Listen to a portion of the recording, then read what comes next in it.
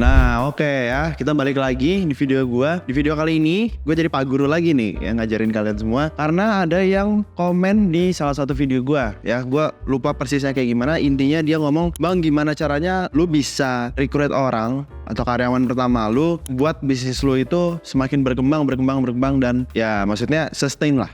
Kayak gitu. Jadi di sini gue akan share ya pengalaman gue, karena dulu ketika gue bikin rental PS dari nol ya, maksudnya dari nol nih, dari ilmu gue tuh maksudnya nol lah. Gue nggak ada mentor, gue nggak ada pengalaman dan lain-lain, karena memang ya gue juga bingung ya, mau lihat di YouTube pun maksudnya nggak ada juga yang share hal kayak gini gitu. Jadi mungkin kalian lagi ada di posisi yang sama dengan gue yang dulu, dan sekarang gue coba bantu kalian ya ketika kalian mau bikin rental PS yang proper ya, karena ini gue coba ambil contohnya dari Guzo, gimana gitu, strukturnya seperti apa, perlu hire siapa aja, dan siapa yang pertama, mana yang perlu, mana yang nggak perlu, dan lain-lain gitu. Jadi kita coba langsung aja ke sini ya.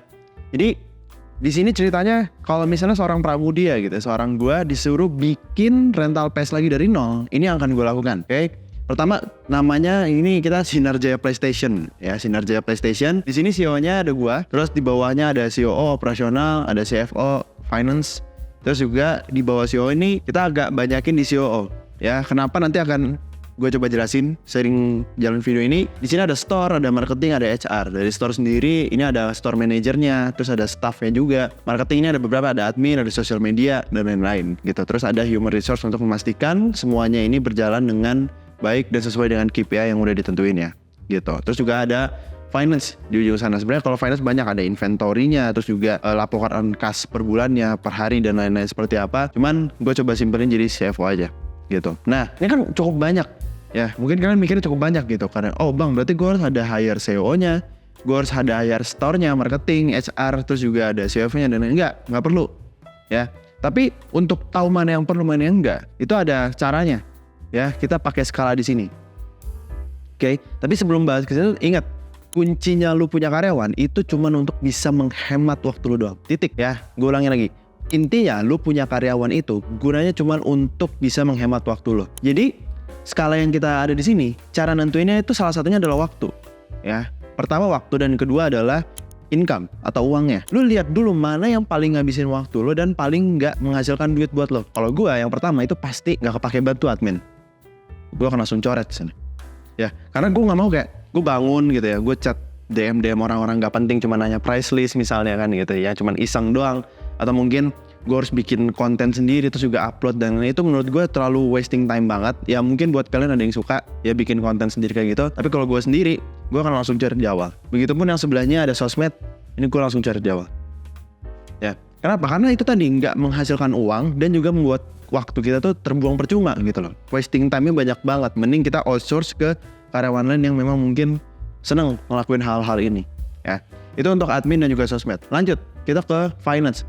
Nah, buat kalian yang bisnisnya pertama kali buka, maksudnya itu kan kalian nggak paham dan pasti ngerjainnya semua sendiri gitu. Kalau memang misalnya kalian yakin finance-nya bisa kalian pegang sendiri, ya silahkan, monggo gitu ya. Tapi gue kasih tahu, mungkin ini ngabisin waktu kalian banyak, karena memang per hari kalian perlu ada laporan kasnya, terus juga ujung-ujungnya weekly, monthly juga seperti apa ya. Jadi kalau gue sendiri, karena gue sadar kalau gue nggak jago di finance ya, jadi gue langsung outsource ini finance, coret dari awal. Ikuzu pertama kali buka, gue langsung coret ini ya.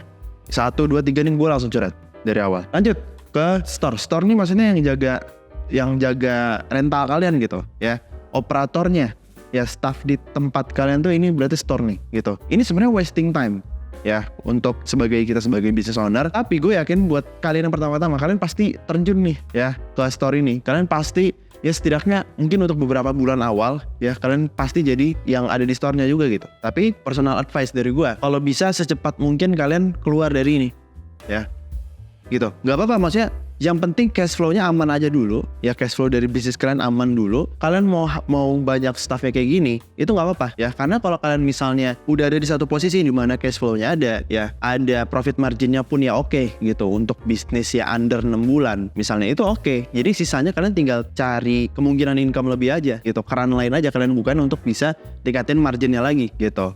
Itu lebih enak lagi, malah posisinya kalian udah punya ini nih, catur-catur kalian, pion-pion kalian kayak gitu. Nah jadi untuk store ini sebenarnya ngabisin waktu, tapi dia makes money ketimbang yang 3 ini ya gitu. Nah Untuk HR ini maksudnya human resource. Ini kalau gue sendiri, ini gue lebih prefer untuk gue pegang sendiri. Kenapa? Karena setiap misalnya ada rekrutmen ya, itu gue paling tanya tuh tentang karakteristik dia. Ya maksudnya kenapa lu pengen kerja gitu, apa semangat hidup lu tuh seperti apa gitu. Bukan tentang lu bisa apa dan lain-lain. Karena terakhir kali gue tanya kayak gitu ya ujung-ujungnya mereka tuh ya so pinter lah ya. Kayak gue pernah ngelakuin ini. Tapi pas kita coba lakuin ini enggak, bingung gitu, nol besar jadinya ya. Jadi untuk HR gue pegang sendiri karena gue tahu karakteristik apa yang dibutuhkan untuk orang-orang di Iguzo juga gitu. Karena itu salah satu senjata rahasia Iguzo juga gitu. Cuman gue nggak bisa jelasin di sini. Intinya HR gue akan pegang sendiri. Jadi gue nggak checklist. Jadi gue nggak coret. Dan yang terakhir marketing ini walaupun takes time juga, tapi dia make money ya. Dia make money gitu. Jadi kalau udah seperti ini kalian kalau misalnya kalian nggak mau ngikutin template ini, kalian tinggal bikin versi dari bisnis kalian masing-masing aja. Karena ini kan gue rental PS nih ya. Kalau misalnya kalian tiba-tiba punya kedai mungkin coffee shop ya, atau mungkin jualan makanan apalah segala macam, kuliner, F&B gitu, kalian tinggal tentuin aja ya kebutuhan kalian seperti apa. Nanti tinggal dibikin skala seperti ini, coret dan checklistnya itu tergantung mana yang paling ngabisin waktu dan mana yang paling nggak ngabisin waktu gitu. Begitupun dengan income-nya, mana yang paling banyak ngasilin duit, mana yang nggak ada duitnya sama sekali kayak gitu. Nah nanti kalau udah ketemu kayak gini, ini tinggal dimasukin ke sini. Anggap aja namanya juga bisnis kan, persaingan gitu, kompetisi. Misalnya kalau lagi main bola kayak gini ya, kita anggap aja di sini defensifnya di sini ya, di sini ofensifnya gitu. Nah, defensif dalam bisnis loh, berarti yang dicoret-coret ini. Karena emang itu nggak makes money dan itu wasting a lot of time gitu. Nah, jadi misalnya kayak finance dia di sini gitu. Admin dia di sini, sosmed di sini, ya. Nah, store ini walaupun dia wasting time banyak, tapi dia kan makes money. Berarti dia di mana? Di sini atau di sana? Di sana kan? Di yang store ini dia offensive gitu di sini. HR ini gue nyari orang yang bagus-bagus, berarti offensive juga. Marketing apalagi, ya. Gitu. Kalau finance di sini, admin di sini, sosmed di sini. Gitu. Jadi lo harus tahu dulu mana yang ofensif, mana yang defensif dalam bisnis lo. Kayak gitu. Yang lo hire pertama itu yang ini. Yang defensif. Ya. Yang ofensifnya ini lo coba pegang sendiri aja dulu, ya. Lo coba pegang sendiri. Nanti kalau misalnya emang udah kewalahan karena udah rame, lo baru tambah lagi. At the end semuanya nanti lo coret gitu. Karena nih, kalau dari sisi ini ya, CEO-nya kan berarti kan gua, Pram. P lah ya, biar gampang. Ini tuh semuanya kita dulu. Ini P, ini juga P. Semuanya P. Ya. Chief Everything Officer, ya CEO. Nah, yang kita hire itu bukan yang bisa semuanya dulu ya, bukan yang another one man show kayak kita, bukan. Tapi itu tadi yang paling wasting time, yang paling dikit ngasilin duitnya itu tadi finance, admin. Bahkan gue admin lagi bikin website juga kan, jadi memang bener-bener tinggal customer service-nya doang lah adminnya kayak gitu. Saking gue pengen outsource-nya karena emang gak make money sama sekali gitu. Terus sosmed ya, kalau lu bisa pakai agensi kayak gitu. Tapi ya terserah preference masing-masing ya. Kalau gue jelas kayak gini formasinya, finance itu di defense, admin itu di defense, sosmed itu di defense ya. Untuk ofensifnya itu ada store, ada HR, ada marketing gitu. Jadi kalian tahu mana yang kalian perluin dulu ya. Jangan langsung, gue ada temen nih, lu kerjalah bareng gue gitu. Padahal kita nggak tahu kebutuhannya apa. Kebutuhan kita sendiri malah ya, posisinya seperti apa dan kelebihan dia dan lain-lain itu seperti apa kita nggak tahu gitu. Nah jadi kalian harus tahu dulu ini ya. Hitung sesuai dengan kebutuhan kalian masing-masing. Mungkin di sini ada warehouse ya, mungkin di sini ada logistik dan lain-lain. Itu tinggal dibikin kayak gini aja. Nanti kalian akan ketemu formasinya dari bisnis kalian itu seperti apa ya, defensifnya siapa aja, ofensifnya siapa aja. Nah nanti kalau udah ketemu, ini kan berarti diganti nih yang kecil-kecil kayak gini, staff ya. Oke, ini digantiin dulu sama orang, diganti sama orang nih gitu. Ini digantiin sama orang ya.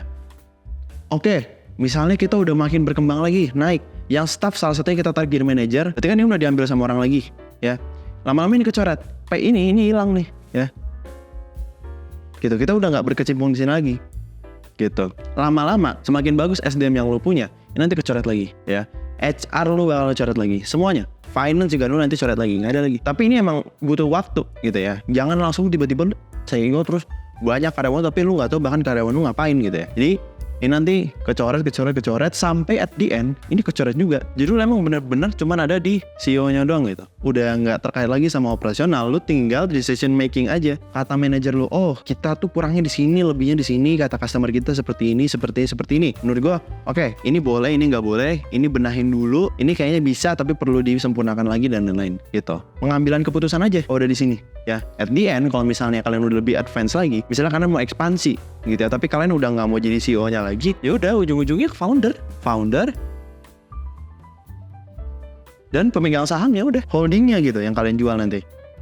Gitu. Cuman gitu kan maksudnya ujungnya ya, game overnya seperti itu. Tapi untuk awal-awal buat kalian yang pertama kali bikin bisnis, terutama di rental PS ya, karena gue sendiri rental PS, ini akan gue lakukan kalau misalnya gue bikin rental PS lagi dari nol. Strukturnya seperti ini. Pertama gue akan ini dulu bikin, kalian tinggal bikin sama persis kayak gini ya kalau kalian rental PS. Tapi kalau kalian yang dari industri lain kan tinggal sesuaikan aja.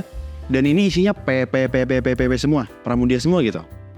Nah, kalau misalnya kalian udah tahu mana yang ngabisin waktu lo paling banyak, mana yang nggak ngasilin lo duit juga, itu nanti kalian eliminasi satu-satu. Nanti kalau misalnya udah sering berjalan waktu, udah proper, udah kuat SDM-nya, kalian butuh waktu untuk ekspansi, ujung-ujungnya pasti kalian bakal coret semua ini gitu. Kalian tinggal jadi decision maker-nya atau bahkan tinggal jadi founder atau mungkin holdingnya doang yang kalian pegang, ya pemegang sahamnya gitu. Nah, jadi kalau misalnya ini bisnis pertama kalian atau rental PS pertama kalian, udah ikutin ini dulu aja ya. Lakuin apa yang persis yang gue lakuin di sini. Nanti kalian akan tahu ya. Oh, ternyata kalau di gue itu ternyata sosmednya masih perlu. Karena mungkin SDM-nya belum ada atau mungkin gue nggak punya gaji, gue nggak punya uang buat ngegajinya. Kayak gitu. Nah, ini disesuaikan dengan kondisi kalian masing-masing. Nanti juga kalian akan tahu mana yang harus kalian hire pertama, mana yang bisa nanti-nanti, dan gimana caranya kita bisa ekspansi supaya SDM-nya lebih proper lagi, lebih solid lagi gitu. As a team, super team ya, udah bukan karyawan lagi. Kurang lebih kayak gitu aja ya. Nanti kalau misalnya ada pertanyaan gimana caranya, oh bang, kalau misalnya finance tuh seperti apa aja yang perlu dilakuin. Terus kalau misalnya marketing tuh rental PS tuh seperti apakah online aja atau offline aja dan lain-lain, itu tanya aja ya. Di bawah kita coba diskusi, karena emang niat gue cuma bantu kalian doang gitu. Gue cuma pengen sharing doang, karena dulu ketika gue bikin rental PS nggak ada yang sharing kayak gini gitu, jadi gue bingung. Nah, semoga kalian yang mau bikin rental PS sekarang, karena udah ada gue dan gue udah ngalamin, gue bisa sharing ke kalian ilmunya seperti apa, pengalamannya seperti apa, dan ya hopefully balik lagi semoga membantu kalian kayak gitu. Jadi kurang lebih videonya kayak gitu aja ya, singkat aja. Nanti kita coba tanya-tanya aja di kolom komentar. So, thank you udah mampir, semoga bermanfaat. Gue Pramudia, thank you udah nonton. Bye-bye.